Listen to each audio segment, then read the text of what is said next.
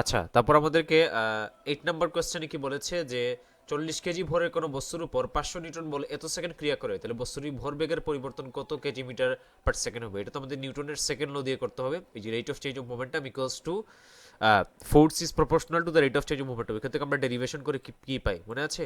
আমরা পেতাম হচ্ছে এফটি মানে impulse of force equals to change of momentum MV minus mu, এটা পেতাম।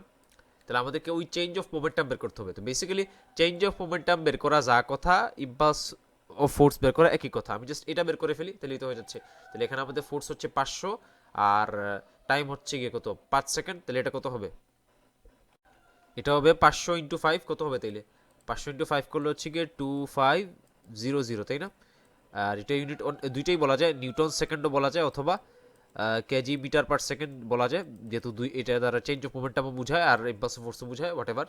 তাহলে 2500, তাহলে এখানে পয়েন্ট ডেসিমাল পয়েন্টটা কিন্তু এখানে আছে, তাই তো? তাই এটা যদি আমি 3 ঘর শিফট করি তাহলে কত হবে? 2.5 × 10³ তাই না? তো আমার আনসারটা হচ্ছে গিয়ে বি নাম্বারটা।